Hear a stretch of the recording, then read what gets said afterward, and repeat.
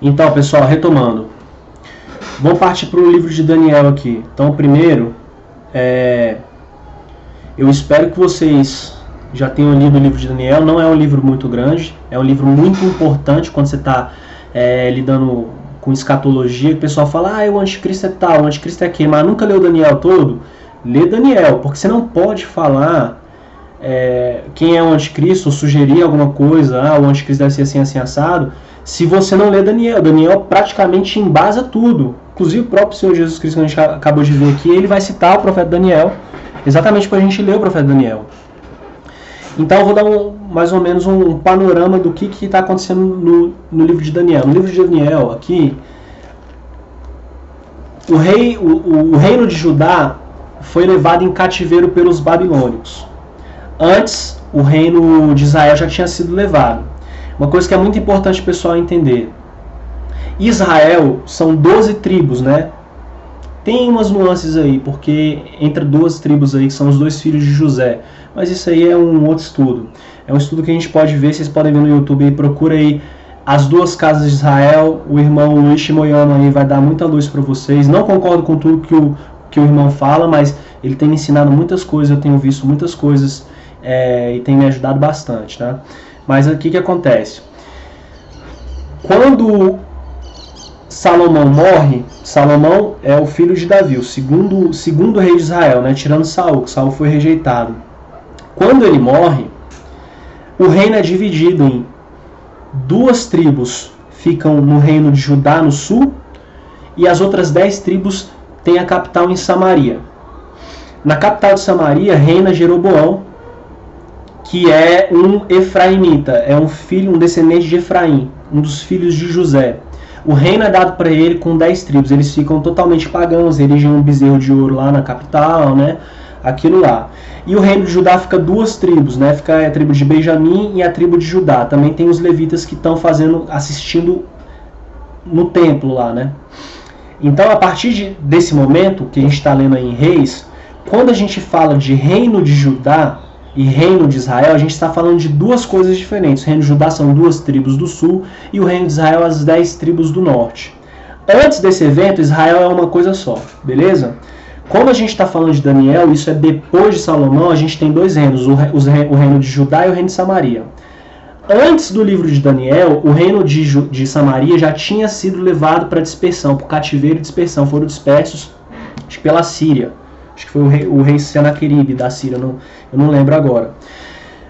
E Judá continua fiel a Deus e eles continuam lá na terra deles, fiel entre aspas, sempre caindo e levantando, caindo e levantando. Só que chega um momento que até o profeta Jeremias está profetizando, que fala que o rei de Babilônia, Nabucodonosor, vai levar cativo eles e eles vão ficar 70 anos na Babilônia. E de fato isso acontece, e é esse o contexto em que Daniel escreve o livro. Eles estão exilados no exílio, que dura 70 anos. E Deus tem usado ativamente os profetas dele, tanto na dispersão como na dispersão do reino de Israel, como no reino de Judá, aqui no caso Daniel, e em Babilônia, para poder tratar das coisas do livro, das profecias, né, dos eventos. Você vê muitas coisas que foram escritas aqui. Foi Daniel assistindo à corte de Nabucodonosor, o rei da Babilônia. Então o que acontece? Nabucodonosor, ele pega alguns dos nobres da casa de Judá, entre eles está Daniel, Azarias, Misael e Ananias, que são, né, o texto pode sugerir que eles foram eunucos, que iam assistir junto ao rei, ou não, mas a verdade é que eles estão assistindo na corte, Deus dá sabedoria para eles e eles estão lá assistindo ao rei. Então eles são contados entre os sábios de Babilônia. Então por que é importante saber disso?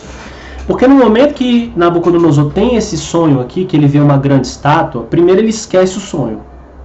E então ele convoca todos os sábios de Babilônia para poder tanto fazer ele lembrar do sonho, como interpretar o sonho que ele teve.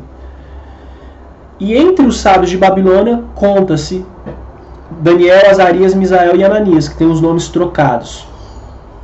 E aí ele chama todos, primeiro os sábios dos caldeus lá, do reino deles, E ele fala, então, o negócio é o seguinte, eu tive o sonho, esse sonho está me perturbando, eu quero que vocês falem a interpretação desse sonho.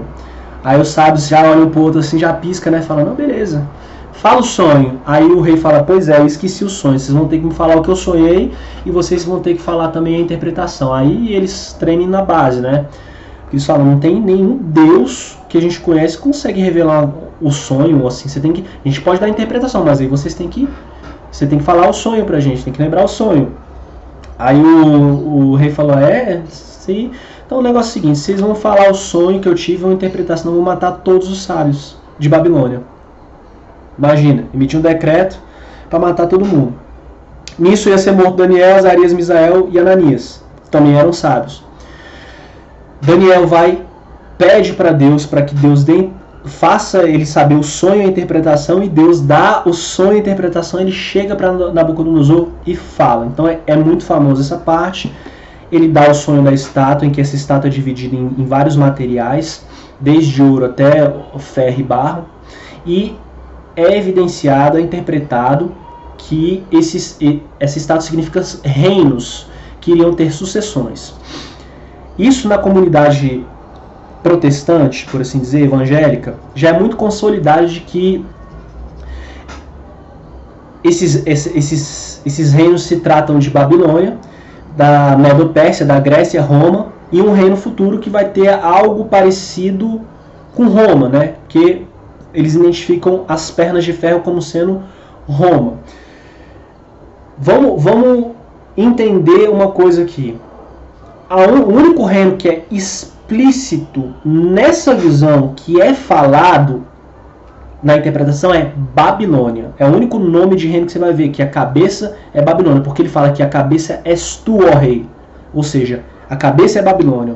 Quando a gente fala da Medo-Pérsia, da Grécia, da Roma, nós estamos fazendo uma inferência, certo?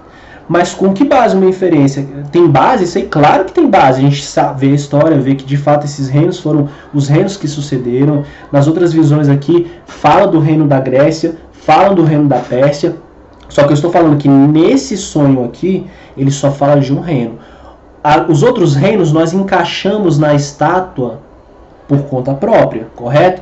Por que eu estou levantando isso aqui? Porque tem no final, aqui, então o sonho, o que acontece? Eu vou falar primeiro o sonho. Tem esses materiais, essa estátua enorme, e aí o rei vê uma pedra, uma grande pedra, como se fosse cortada e lançada, como se ninguém tivesse arremessado, e essa pedra bate nos pés da estátua. Quando bate nos pés da estátua, aqui está falando, não vou ficar procurando o texto e ler, você pode ler aí, eu, inclusive aconselho, para que não tome muito tempo. Fala que esses reinos foram pulverizados juntamente, ou seja, quando ele fala juntamente, significa que quando essa pedra, que é o reino de Cristo, bate e preenche a terra toda, todos esses reinos são juntamente pulverizados, são tirados. Uai, mas a Medo-Pérsia já não existe mais, já foi pulverizada, né? Roma não existe mais, já foi pulverizada. Babilônia já foi pulverizada, mas a interpretação fala que esses reinos seriam juntamente pulverizados, destruídos, ou seja, no momento que a pedra batesse no pé, existiriam esses reinos, ou pelo menos aspectos desses reinos, que seriam juntamente eliminados. Então, quando a gente bota esses nomes, Babilônia, Medo-Pérsia, Grécia, Roma, nós meio que temos a tendência de olhar para esses reinos como coisas passadas. E quando você lê essa parte, você vê que provavelmente não é muito essa ideia que está passando. Parece que esses pontos, esses reinos ainda subsistem em alguma forma e vão subsistir até o tempo em que a pedra vir e bater em tudo. Por que eu falo isso? Agora nós vamos entrar aqui em um texto aqui que nós vamos ler. Vai ficar longa aqui essa parte, tá? Então, vamos lá primeiro direto aqui para Daniel, capítulo 7, que ele vai falar de novo desses reinos. Eu acredito que, como a maioria acredita que essas visões que você vê de Daniel e desses animais, eles se repetem, e eles falam basicamente da mesma coisa. E isso, inclusive, é chave para você entender aquela besta que está em Apocalipse, que ela é totalmente uma besta híbrida. Parece que ela tem pé de urso, boca de dragão. Ou seja, se você entende que são reinos, você vê que quando está falando em Apocalipse de um reino que são aspectos de vários animais juntos, são esses animais que se juntaram, né? Aí quando você fala de nova ordem mundial, o pessoal fala que você é teórico da conspiração. Vai vendo. Vamos ler aqui Daniel 7, eu vou ler o texto todo. Eu espero que não seja muito maçante para você, mas vai do interesse de cada um, né? Daniel 7, a visão das 4 feras. Vamos lá? Ele fala assim: no primeiro ano de Beltesazar, que é Beltesazar, rei de Babilônia, Daniel, estando em seu leito, teve um sonho e visões que lhe assombraram a sua mente. Ele redigiu o sonho por escrito. Eis o começo da narrativa. Tomou a palavra Daniel, dizendo: eu estava contemplando a minha visão noturna, quando vi os 4 ventos do céu que agitavam um grande mar. Desculpa. E 4 feras monstruosas subiam do mar, uma diferente da outra. A primeira era semelhante a um leão com asas de águia. Enquanto eu o contemplava, suas asas foram arrancadas e lhe foi erguido da terra e posto em pé sobre as suas patas, como um ser humano, e um coração humano lhe foi dado. Apareceu de um lado... deixa eu ver aqui. Foi dado. Apareceu a segunda fera, completamente diferente, semelhante a um urso, erguido de um dos lados e com 3 costelas na boca, entre os dentes. E a este diziam: levanta-te, devora muita carne. Depois disso, continuando eu olhar, vi ainda outra fera semelhante a um leopardo, que trazia sobre os flancos 4 asas de ave. Tinha também 4 cabeças e foi-lhe dado poder. A seguir, ao contemplar essas visões noturnas, vi a 4ª fera, terrível, espantosa e extremamente forte, com enormes dentes de ferro, comia, triturava e calcava aos pés o que restava. Muito diferente das feras que haviam lhe precedido, tinha esta 10 chifres. Enquanto eu considerava esses chifres, notei que surgia entre eles ainda outro chifre pequeno, diante dos quais foram arrancados 3 dos primeiros chifres pela raiz. E nesse chifre havia olhos como olhos humanos e uma boca que proferia palavras arrogantes. Algumas traduções falam palavras grandiosas. Eu continuava contemplando quando foram preparados alguns tronos e um ancião sentou-se. Suas vestes eram brancas como a neve e os cabelos da sua cabeça alvos como a lã. Seu trono eram chamas de fogo com rodas de fogo ardente. Um rio de fogo corria irrompendo diante dele. Miríades de miríades o serviram, 1000 milhares o serviam e miríades de miríades os assistiam. O tribunal tomou assento e os livros foram abertos. Eu continuava olhando então por causa do ruído das palavras arrogantes que proferia aquele chifre, quando vi que a fera fora morta e o seu cadáver destruído e entregue ao abrasamento do fogo. Das outras feras também foi retirado o poder, mas eles receberam um prolongamento de vida até uma data e um tempo determinado. Eu continuava contemplando nas minhas visões noturnas, quando notei, vindo sobre as nuvens do céu, um como filho de homem. Ele adiantou-se até o ancião e foi introduzido à sua presença. A ele foi outorgado o poder, a honra e o reino, e todos os povos, nações e línguas o serviram. Seu império é império eterno, que jamais passará, e seu reino jamais será destruído. Nós lemos até Daniel 7 até o 14. Vamos dar uma parada aqui. Em seguida, 15 é a interpretação do sonho. Temos que nos ater principalmente à interpretação do sonho. É claro que existe mais revelação que não é proferida aqui, mas a gente consegue discernir. Por exemplo, quando ele fala que um como filho de homem que estava vindo e foi introduzido na presença, não está falando aqui sobre Jesus Cristo, porque até então o Messias não tinha chegado. Mas hoje nós vemos e podemos, aqui ele está falando. Aqui ele está falando sobre Jesus Cristo. O problema é quando você pega e fala assim: ah, mas esse animal 4 cabeças é 4 generais de Alexandre o Grande. Que eu concordo em certa parte seja, pode ser, não sei muito bem, não boto minha mão no fogo por isso, mas faz muito sentido. Mas eu não posso falar isso taxativamente. Entendeu? Então vamos pensar, imagina você sonhando um mar agitando, aí de repente sai um animal, nossa, esse animal parece esse bicho, mas ele tem características de outro bicho, né, de outro animal. Depois veio um animal que era semelhante a um urso. Depois veio outro animal que era um leopardo, mas tinha asas de pássaro. Então, assim, as pessoas... Eu fiquei maravilhado muito quando eu vi essas figuras. Eu achava uma coisa fantástica. Eu tentava entender o que significa. Até os detalhes. Por que o urso se levantou de um lado? Por que tem 3 costelas na boca e não 2? Então eu ficava pegando nisso e às vezes eu me via indo para um outro lugar que não que a interpretação sugere. Então é por isso que a gente tem que ter atenção ao que a interpretação que é sugerida. Só que antes de entrar na interpretação, eu vou fazer um link com a estátua. Olha o que diz, olha o que o sonho dele, o que ele fala que ele teve um sonho. Eu continuava olhando então por causa do ruído das palavras arrogantes que proferia aquele chifre. Nós vamos saber quem é o chifre, você já sabe. Quando vi que a fera era a fera do qual aquele chifre saía, que aquela fera misturada, é uma fera tão diferente, um animal tão diferente, que parece que quando Daniel estava redigindo, ele não conseguiu ver nenhum paralelo, porque ele viu o paralelo do urso e falou, é semelhante ao urso. Ele viu que é um leão, mas tem asas. Ele sabia, só que esse quarto animal era uma coisa totalmente diferente. Ele não conseguiu ver no reino animal nada que se assemelhasse. Então ele falou que era uma fera terrível. E esse chifre sai dessa fera, que sai dos 10 chifres. Só que o que é dito aqui? Quando vi que a fera fora morta e seu cadáver destruído e entregue ao abrasamento do fogo. Então essa quarta fera foi morta. E o corpo dela foi queimado.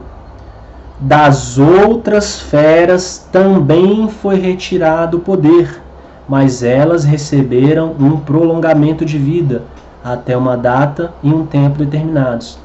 Espera aí. Quer dizer que tem 4 feras. Uma foi destruída.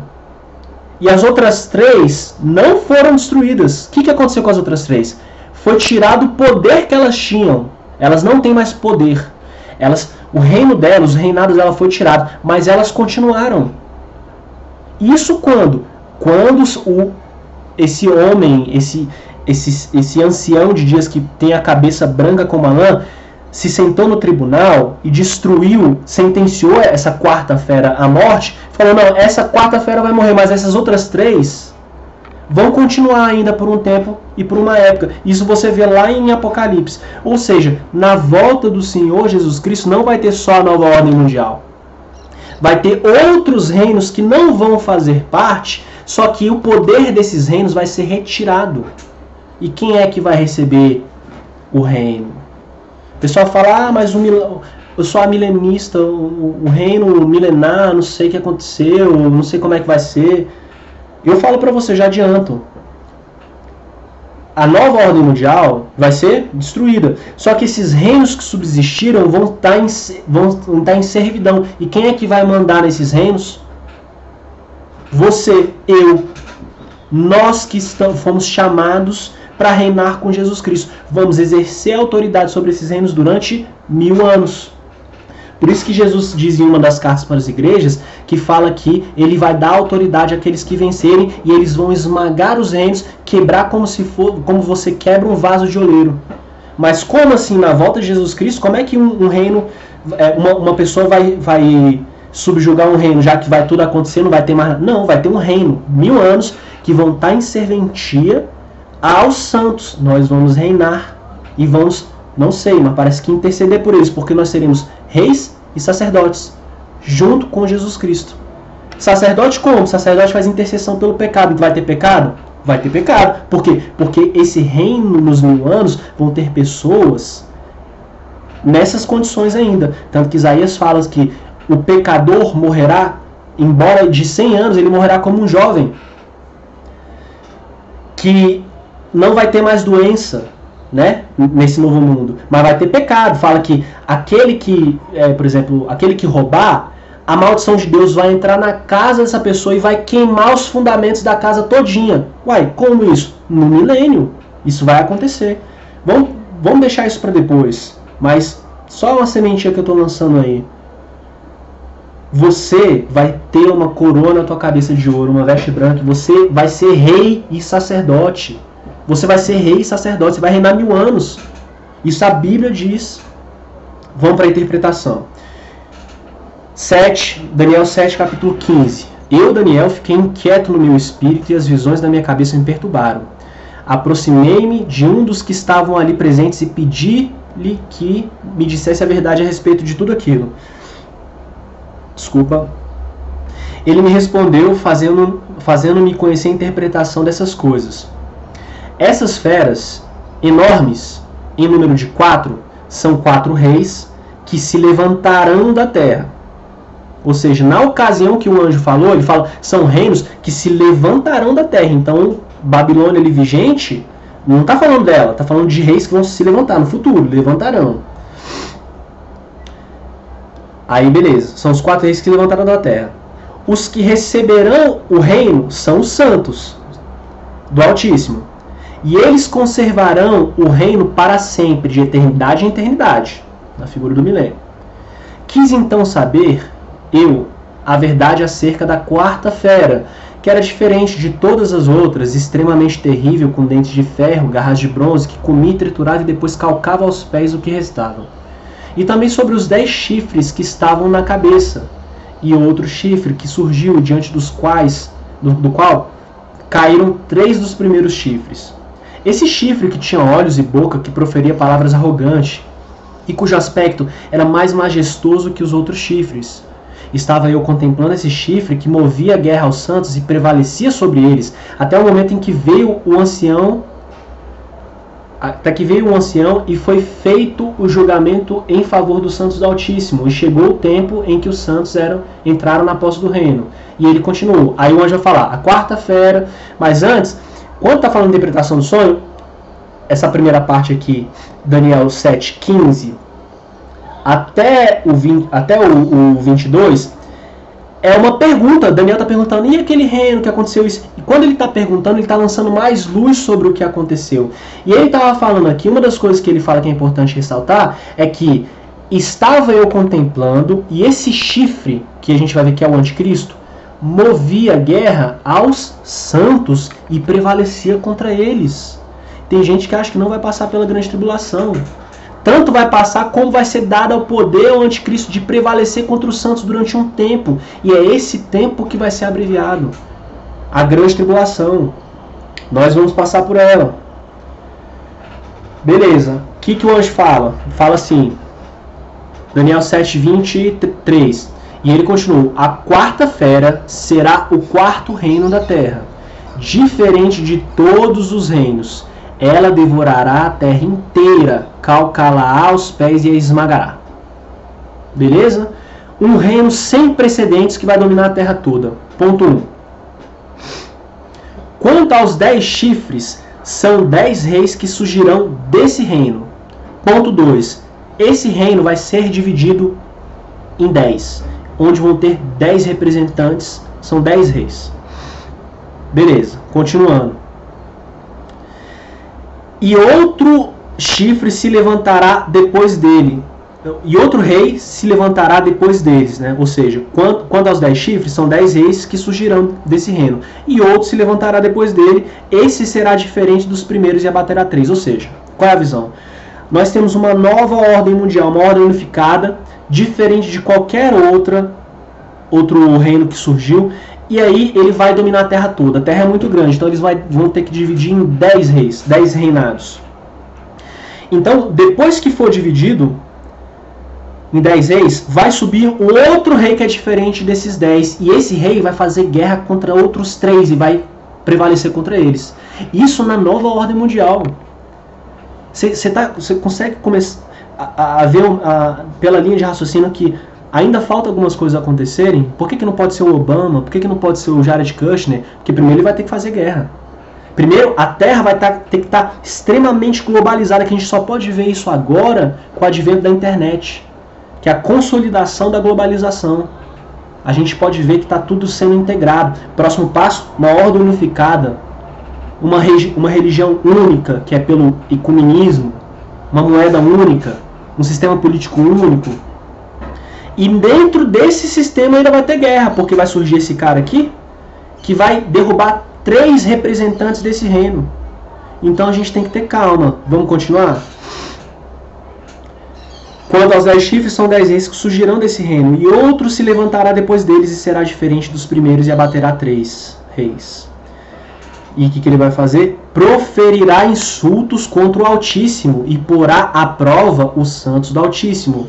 Ele tentará mudar os tempos e a lei, e os santos serão entregues em suas mãos por um tempo, tempos e metade de um tempo.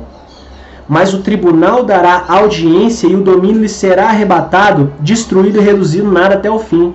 E o reino, e o poder e as grandezas dos reinos sobre todos os céus serão entregues ao povo dos santos do Altíssimo. Seu reino é um reino eterno, e todos os poderes o servirão e lhe prestarão obediência.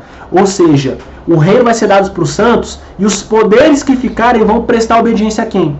Aos santos. Está começando a entender? Aqui termina a narrativa. Eu, Daniel, fiquei muito perturbado em meus pensamentos, e a cor do meu rosto mudou. Conservei tudo isso em meu coração. Então a gente vê que tem muita coisa aqui, né? Tem muita coisa aqui. A gente começa a ver que esse chifre pequeno, que a gente vê que é o anticristo, ele vai mover guerra contra os santos. Ele vai abater 3 reis, reinos grandes, porque se a terra toda for dividida em 10, e ele, dos 10 ele pegar 3, ele vai acabar com 30% do reinado em guerra e vai tomar o poder. Então, calma, a gente tem que ver isso aí. Em seguida você tem a visão aqui do carneiro do bode, que ele vai falar mais coisa, para não ficar muito grande. Eu vou ler só a interpretação, né? A interpretação está aqui no 8:15. Vamos ler, ele fala assim, ó: enquanto contemplava essa visão, eu, Daniel, procurava o seu significado. Foi quando, de pé diante de mim, vi um homem como... Vi uma imagem com a aparência de um homem, e eu vi uma voz humana sobre o Ulai, que é o rio Ulai, gritando e dizendo: Gabriel, explica a este a visão. Ou seja, o próprio anjo Gabriel vai explicar a visão para o profeta Daniel, desculpa. Ele dirigiu-se para o lugar onde eu estava, só chegada fui tomado de terror e caí com a face por terra. Então ele me disse: filho do homem, saiba que a visão se refere ao tempo do fim. Ou seja, a visão que você teve não é agora, não é desses dias agora, é no fim, no tempo do fim. Lá no fim o pessoal vai entender, é isso que eu estou te falando. O carneiro que viste com seus 2 chifres são os reis da Pérsia e da Média. O bode peludo é o rei da Grécia. Aqui, nessa tradução, está o rei de Javã, que é uma coisa que dá uma luz, né? Fala que o Império de Javã, o reino de Javã é a Grécia, de fato é. E o grande chifre que havia entre seus olhos é o primeiro rei. Quebrado esse, os 4 chifres que surgiram em seu lugar são 4 reinos que saíram de sua nação, mas não terão a sua força. Uma pausa aqui, o pessoal fala é Alexandre o Grande, teve o chifre quebrado, dividiu para 4 reinos, seus 4 generais, que é Seleuco, Ptolomeu, Lisímaco e Cassandro. O rei do norte é Seleuco, o rei do sul é Ptolomeu, teve as guerras ptolomaicas. Sim, de fato, encaixa perfeitamente, mas isso não significa que isso não vai se repetir no futuro. Se você for ver essa Bíblia de Jerusalém aqui, mais para frente a gente vai ver sobre a questão da profecia das 70 semanas, ele vai falar sobre o chifre pequeno de novo. Sabe o que ele tem no pé nas notas do rodapé? Ele identifica esse chifre pequeno como Antíoco Epifânio, que era um rei Seleucida, que veio desses Seleucidas, que fez exatamente o que está escrito aqui. Ele entrou no templo, sacrificou um porco no altar, erigiu uma estátua do deus Júpiter lá. Ele profanou o templo, fez exatamente. Só que era ele o anticristo? Ele era um anticristo, mas não era o anticristo. Por que não? Ele morreu, acho que 200 anos antes de Jesus Cristo.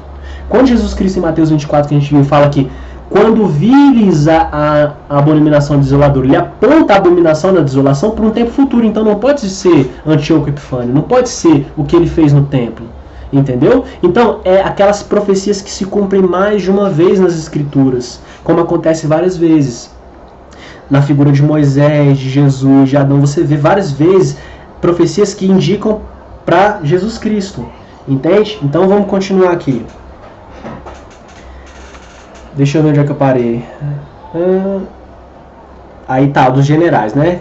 o pessoal fala que é o ginásio. Quebrando este, os 4 chifres que surgirem em seu lugar são 4 reinos que sairão de sua nação, mas não terão sua força. E no fim desses reinos, ou seja, no fim de tudo, quando chegarem ao cúmulo seus pecados, levantar-se-á um rei de olhar arrogante, capaz de penetrar os enigmas. Seu poder crescerá em força, mas não por sua própria força. Ele tramará coisas inauditas e prosperará em seus empreendimentos, arruinando poderosos e o próprio povo dos santos. Por sua habilidade e perfídia, terá êxito em suas mãos. Ele se exaltará em seu coração e, surpreendendo-os, destruirá muitos. Opor-se-á ao príncipe dos príncipes, mas, sem que mão humana interfira, será esmagado. A visão das tardes e das manhãs, tal como foi dita, é verídica. Mas tu guarda silêncio sobre a visão, pois ele se refere a dias longínquos. A visão se refere a dias longínquos. Aí o pessoal falando, isso aqui já aconteceu tudo, os reinos já foram todos. Quando ele fala aqui sobre a visão das tardes da manhã, é porque eu pulei aqui, o sonho ele fala sobre 2.300 tardes e manhãs, significa 2.300 dias. Quando falo de tempo, tempos e metades de um tempo, eu vou adiantar para vocês, mas é um estudo que eu posso fazer mais completo. Ele está falando da mesma coisa quando você vê lá em Apocalipse, você vê essa mesma expressão, tempo, tempos e metade de um tempo. E no texto abaixo ele fala assim, ó, por exemplo, fala assim, ó, e a mulher foi retirada da face da serpente para o deserto, onde ela é alimentada por tempo, tempos e metade de um tempo. E está falando que a mulher, depois ele fala, e essa mulher, aonde que foi alimentada ou que ficou lá durante 1260 dias, então ele faz um paralelo, fala, então, tempo, tempos e metade de um tempo é a mesma coisa de 1260 dias. Se você ver dias literais, você vê que 1260 dias são 3 anos e meio. Então, tempo, tempos e metade de um tempo são 3 anos e meio. E você vai ver uma figurinha em Apocalipse que fala de 42 meses, que são o quê? 1260 dias, são 3 tempos e meio. Então, 42 meses, tempo, tempos e metade de um tempo, 1260 dias, são a mesma coisa. É o tempo que foi concedido ao anticristo de governar e de prevalecer contra os santos. É o período da grande tribulação. A última semana de Daniel são 7 anos. Na metade da semana, 3 anos e meio, esse anticristo vai se revelar. Entendeu? Isso vamos cavar depois, ter um entendimento melhor disso no futuro. Mas aqui o importante é saber, mais uma etapa aqui. O anticristo, aqui ele vai falar o seguinte, seu poder crescerá em força. É por isso que aqui vai dizer que ele é um chifre pequeno que cresce para a terra gloriosa, para o oriente e para o norte, né? Para o oriente e para o norte. Ele é um chifre pequeno que cresce, ou seja, ele não vai ser, ele parece que ele não vai prover de uma realeza, ele vai tomar o poder com intrigas e insídias, como vai ser dito também mais para frente em Daniel. Ou seja, não vai ser alguém notado a princípio, mas ele vai usar, através de uma sabedoria, de uma força que não é dele, coisas que vai fazer ele prosperar no empreendimento, e aí ele vai sendo gradativamente elevado a essa posição. Não vai ser um cara, é o Jared Kushner. Tá, Jared Kushner, ele é o genro do Donald Trump, que é um bilionário, que atualmente é o presidente dos Estados Unidos. Para quem não sabe, o presidente dos Estados Unidos, ele é o comandante em chefe também, ou seja, é a patente mais alta do exército. Lá ele é o líder do exército norte-americano, que é a maior potência bélica do mundo. Sendo Jared Kushner o genro do Donald Trump, você acha que é um cara que tem força ou que não tem? Tem força, não tem? Se ele tem força, já não é o anticristo, porque o anticristo não vai vir de uma posição de destaque. Vê a família do Jared Kushner aí. Ele é judeu, ele foi lá, tem uma família rica aí, né? Então não se encaixa. Mas vai fazer paz. Se ele fazer paz, entrar no templo, sentar lá e falar, eu sou Deus, aí eu tô errado, beleza. Não tem problema, tá errado. O problema é a gente ignorar o que tá escrito aqui, entendeu? Tá falando que é um cara que vai vir sem força. Beleza? Próximo, profecia das 70 semanas. E fundamental a gente entender isso aí. O pessoal torce. Eu falo pra vocês uma coisa de coração. dos irmãos que eu tenho, eu já estudei com as testemunhas de Jeová e vejo muita coisa dos adventistas. Mas, gente, quando você vai tratar de escatologia, de interpretação de Bíblia aqui, sobre a profecia das 70 semanas, estão passando longe, gente, passando longe. Não abriram os olhos para que a profecia diz. Interpreta como se fosse em anos, 1260 anos, quebrando totalmente o link que o livro faz com as outras partes. Então, assim, a profecia das 70 semanas é importante entender porque ele vai falar sobre o aparecimento do Messias e a última semana também. Aqui ele vai falar que é a parte mais importante. Aqui ele vai falar tudo o que vai acontecer até chegar o anticristo. Inclusive vai falar sobre os reis que vão preceder o anticristo. Sério. Ele vai falar aqui, ó, quer ver? Vamos ver aqui. Já vou pular bastante aqui para vocês não ficarem aí, né?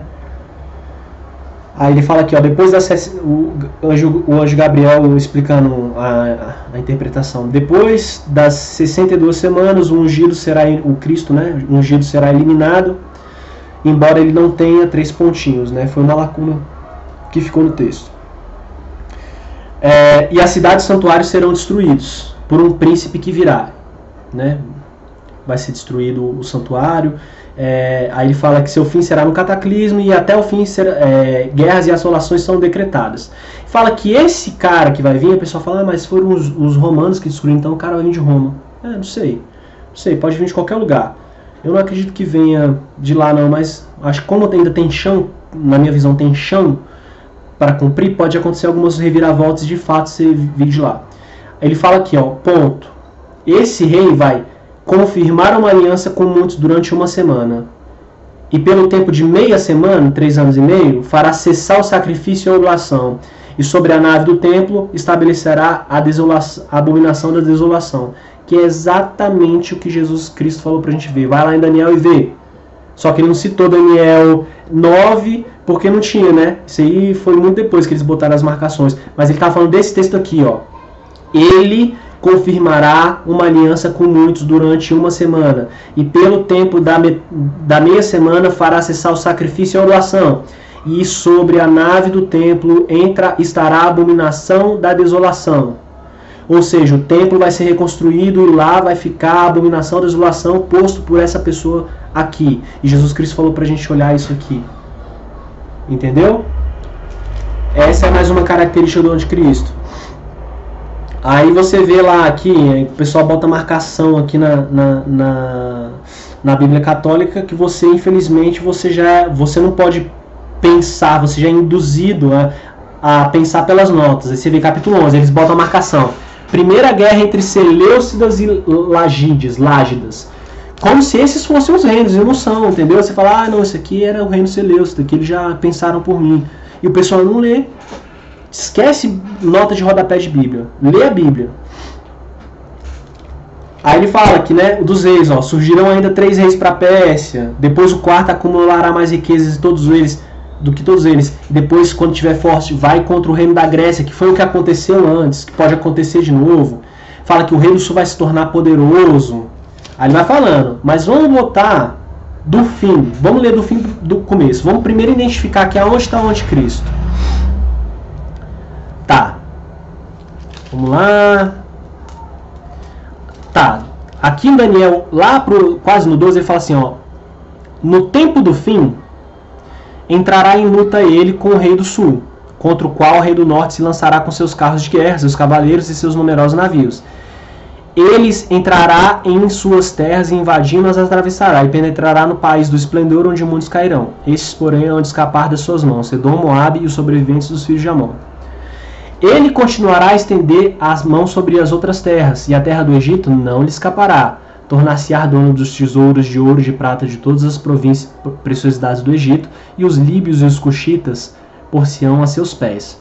Mas virão perturbá-los a notícias do Oriente e do Norte, e ele partirá com grande furor para destruir e exterminar a muitos.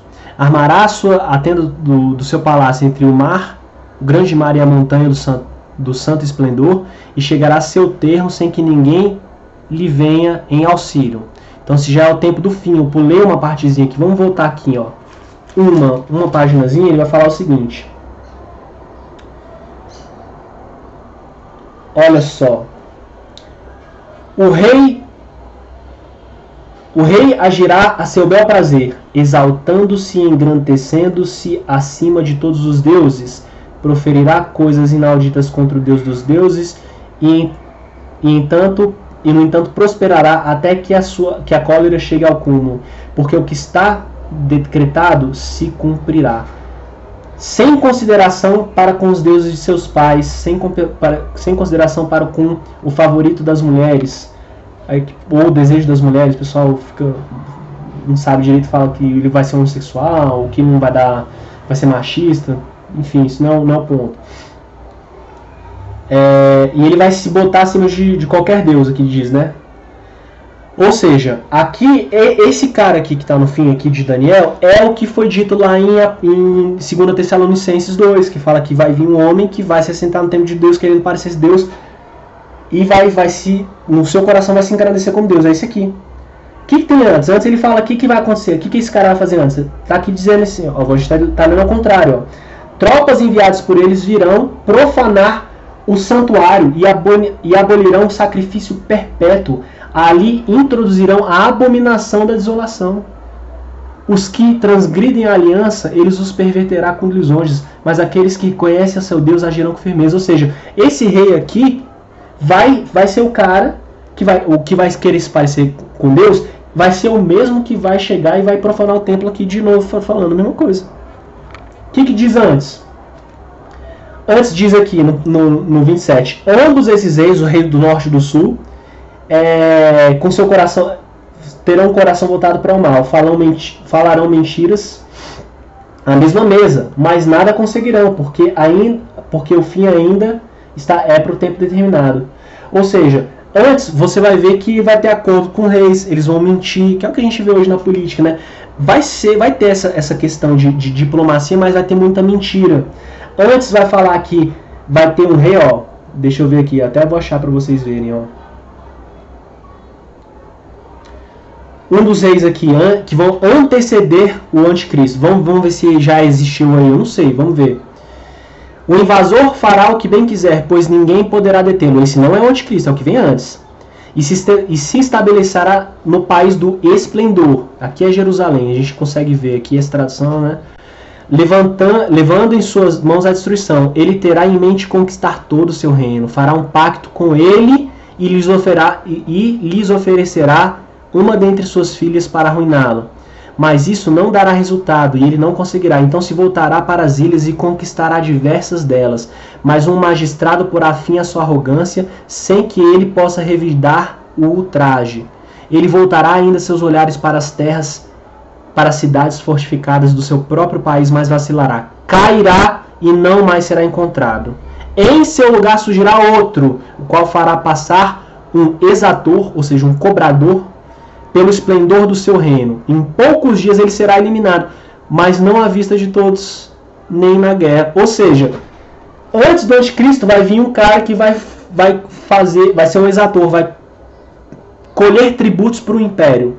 E esse cara vai morrer. Vai morrer sem mãos, vai ser eliminado, talvez doente, alguma coisa. Mas não à vista de todos, nem na guerra. Não vai fazer guerra, vai morrer. E o que vai, antes desse exator, antes desse cobrador de impostos que vai aparecer?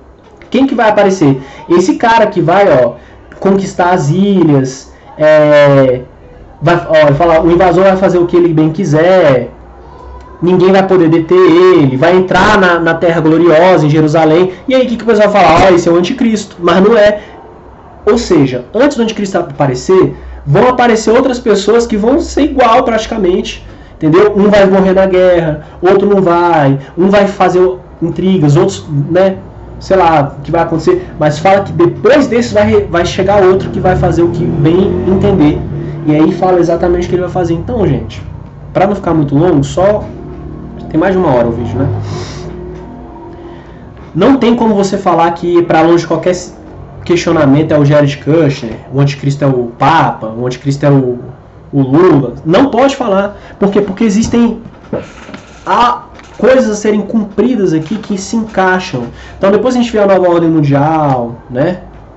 Depois a gente vê uma pessoa aí que vai ser um líder que vai cobrar, não, gente, vamos dar dinheiro para acabar com a fome no mundo, depois esse cara vai morrer do nada. Aí você vai falar, pô, o próximo aí vai ser um cara que vai fazer guerra e tudo mais, mas depois ele vai ser morto aí por um outro cara que vai ser humilhado, mas vai revidar e vai matar ele. Que é o que diz aqui, se você for ver nas entrelinhas. Depois vai surgir o anticristo. Então, tem muita luz aqui no livro de Daniel. Isso aqui eu nem li todo, passei batido.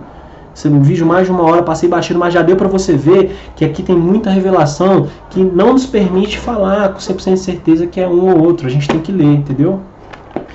Então, pessoal, vou parar por aqui. Eu não sei se esse formato ficou muito... que parece uma live, né? Espero que eu, de alguma forma, tenha contribuído aí, lançado um pouco de luz. Vou procurar fazer estudos um pouco mais sucintos, curtos, sistematizar os estudos para que não seja a informação jogada como eu joguei, atropelada assim, mas que a gente consiga fazer link texto a texto. Inclusive não vou poder botar os textos aí, eu conto com vocês, com a colaboração de vocês, de acompanharem na casa de vocês com as escrituras, porque senão vai ficar 1 hora editando, vai ficar muito difícil. Mas se tiver interesse, eu vou parar, vou tentar sistematizar e fazer um estudo um pouco mais linear. E é isso, pessoal. Deus abençoe vocês. Eu agradeço aí, a vocês pelo apoio, o pessoal que tem apoiado. Eu tenho 5 inscritos, né? Não tenho pretensão de ficar rico com isso aqui, nem com nada, porque pra mim eu já sou rico, né? O pessoal fala que não tem nada, né? Mas na verdade a gente tem muito, a gente já tem o que a gente precisa. E o pessoal acha que o rico lá que se afastou de Jesus Cristo tinha muitas posses. Era um cara que era rico. Não, o rico é a gente, nós que temos o meio dessa vida aí, né? Que às vezes não abrimos mão aí, né? Então o meu intuito não é ficar rico com o YouTube nem nada não, mas eu gostaria de que essa semente fosse plantada e proliferasse, né? E se for de Deus, e de fato Deus deseja que essa mensagem seja disseminada enquanto a gente ainda pode, né, utilizar o YouTube para isso, então eu tenho certeza de que vai ter um alcance bom aí. Então eu agradeço aí vocês, vocês possam colaborar dando um like, né? Se vocês não gostarem, dão um dislike, aí não tem isso para mim Deus é soberano e ele usa a boca de quem ele quiser para levar a mensagem aonde ele quiser. Amém, irmãos? Fiquem com Deus, Deus abençoe a todos vocês e muito obrigado.